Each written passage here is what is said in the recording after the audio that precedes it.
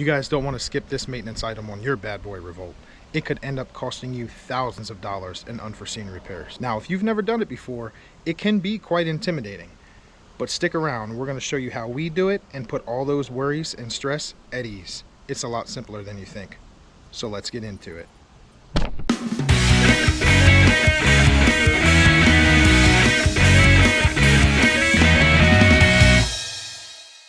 Hey guys, Brandon at Baby's Lawn here. In today's video, we're going to go ahead and service the hydros on our Bad Boy Revolt. We're going to drain the fluid, we're going to change the filters, we're going to show you our process, we're going to go over the products that we're using, as well as show you a few key things to keep an eye out for if you attempt to do this yourself. So first things first, you're going to want to pick up this Hydro Gear commercial service kit. This comes with 5 quarts of fluid, a siphon pump to refill it if you don't have reservoirs, as well as both filters. This kit is good for the ZT 2800, 3100, 3400, 3200, 3600, and the 3800. If you have the 4400s or the 5400s, that's a separate kit. This is currently right around the $110 mark on Amazon, shipped straight to your door. I'll leave a link below to both kits. That'll take you right to our Amazon affiliate account.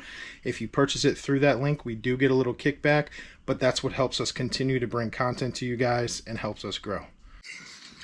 Shop rags. These are just your standard Scott shop paper towels. They work really well to clean up messes, spills, things like that. I'll leave a link below. As well as fast orange hand wipes. I don't know if you guys have ever used these. Tub of towels make some, Snap-on, so on and so forth. These things work wonders for cleaning not only your hands and your arms and things like that, but they do a really good job of cleaning your tools when you're done as well.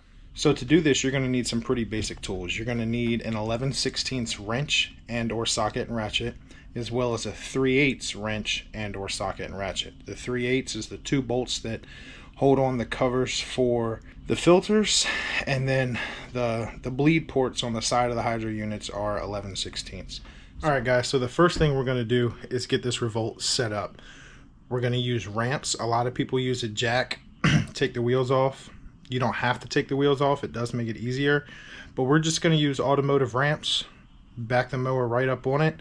The 61 has big enough tires where the ramps kind of don't really get in the way, so we're going to go ahead and do that.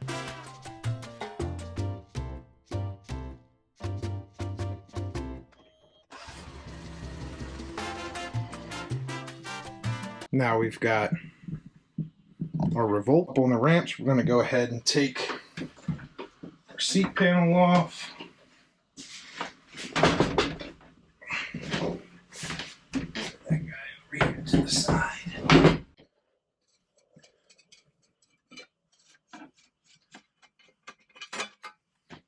Alright, so I'm going to try to show you guys this as best as I can. You got 1 3/8 bolt here, 1 3/8 bolt here. That'll take this cover off. Once you get this cover off, that'll get you to your filter. There's no actual drain plug on the unit, so you're going to drain the fluid by pulling the filter. So we're going to go ahead and get started on that now. Now we're going to do one side at a time just to make this as easy as possible. We're going to go ahead and take our cap off of our Wright reservoir so that we can create airflow so the fluid can drain. Come back with our oil filter pliers.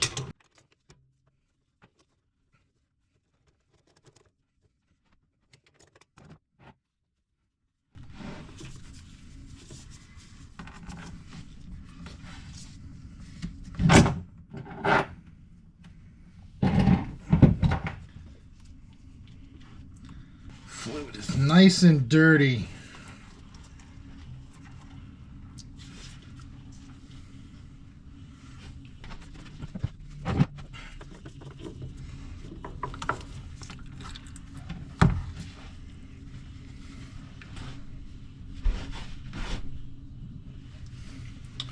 I'm going to let that continue to drain. While that does so, we're going to take a little dab of fluid, put on our new O-ring here.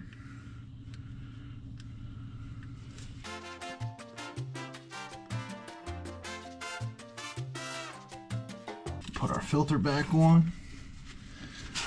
Wipe the extra fluid off. You want to make sure your filter is hand tight. You don't want to use any filter wrenches to put it back on. Alright, so now we'll wipe the rest of that off. We'll grab our cover again.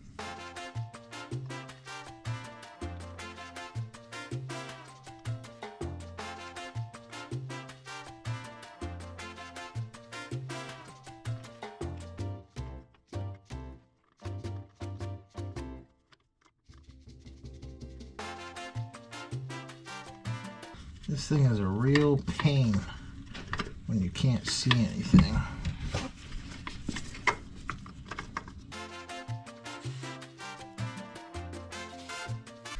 Alright, the right hydro is done. Now we're going to do the other one. This side's obviously going to be the same process, just the opposite side.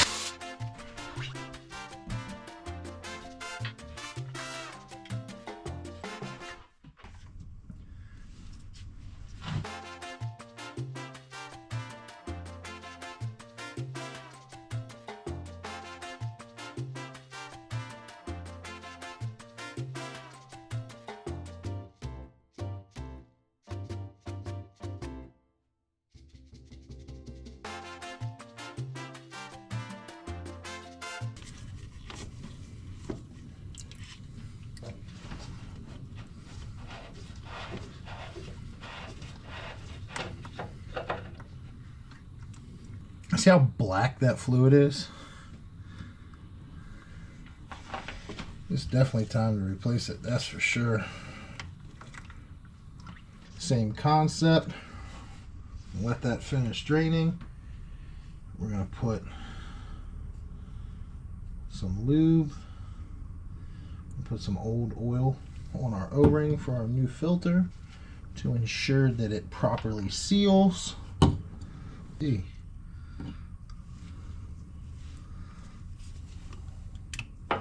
There's the old O-ring. So side note about that, you guys just saw that O-ring fall out. Make sure that when you're doing this, you double check and make sure there's no O-ring there. Because if you happen to double gasket it, what I mean by that is put the new filter on top of the original O-ring. As soon as this thing starts up, you're gonna dump oil everywhere. Make a giant mess and waste your oil and have to go get more and be down until you can get it. And nobody wants to deal with that.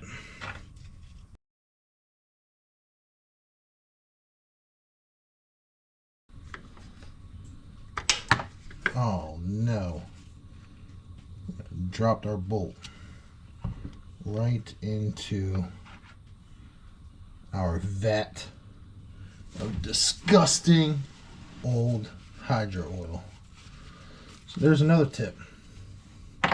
Don't do that.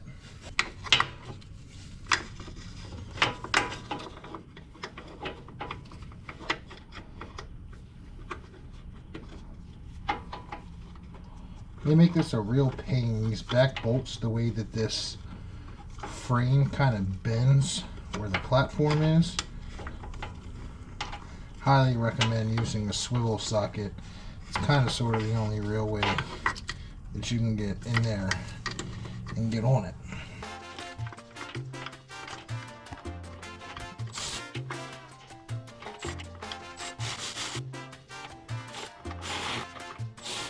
I don't know how well you guys are going to be able to see this, but you got this bolt right here.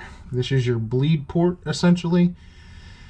So what we're going to do is we're going to pull this out, and then we're going to fill the reservoir until fluid starts to come out of here. We're going to put our plug back in and we should be good to go.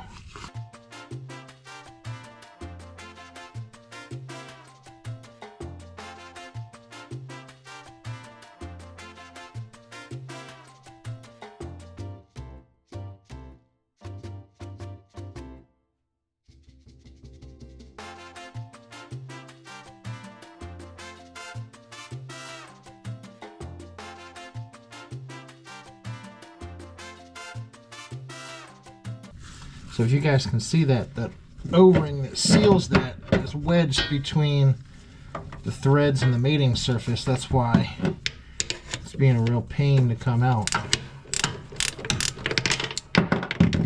And now it's out. And you guys want to make sure to inspect your O-ring. So this one looks pretty good, but if you notice that it's cracked, split, or broken, you definitely want to go ahead and replace that so you don't have any leaks down the road. Clean all this debris off of this reservoir. Now, according to the owner's manual, they should take 2 to 2.5 quarts. Now, since we have the reservoirs, we'll be able to fill these, and once it starts to flow out of the bottom, our fluid level should be good. Our hydros will be full, and when our hydros are full, that fill port should eliminate 95% of the air. Now, if you were to jack this up, what you could do to make sure you get all the air out is you could turn around and start it up. Once you get those freeze plugs back in, and you could actuate it forward and backwards a couple times just to kind of run the hydros. When we go to run it, if there happens to be a little air in it, we'll just pull the cap off, work it back and forth a couple times, that way to purge any air that is remaining in the system. But 95% chance we won't have any air in it by pulling those freeze plugs and allowing the fluid to free flow out. Because of how thick this stuff is, it takes forever to actually get through the reservoir, down the hose, and into the hydro. Fill it up until you see fluid start to come out, which again should be right around that 2 to 2.5 quart mark. And now you guys can see our fluid is running back out of the fill port. Let's put our freeze plug back in there.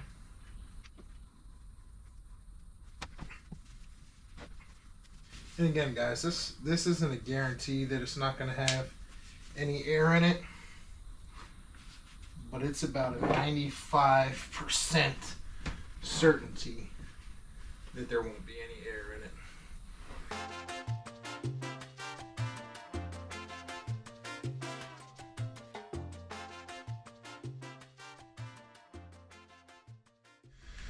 So now that we got our plug back in, we do want to top this off and make sure that our fluid's at the cold line, which it is. As you guys can see, our full cold line is right there. There's our fluid level. So this reservoir is good. Go ahead and put our cap back on, and our left side hydro is done.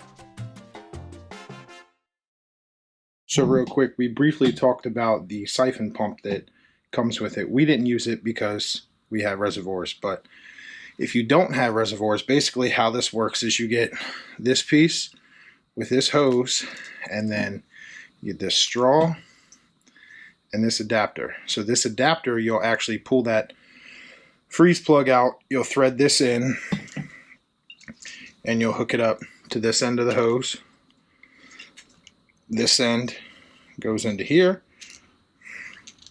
and this will screw into your bottle, and then you essentially just pump it. And by pumping it, what that allows you to do is force fluid from the jug directly into the hydro. Just a little tidbit. We didn't use it, but if you guys don't have reservoirs, you'll need it. Now, as you guys can see, our right side reservoir is right to the cool line, so we should be good.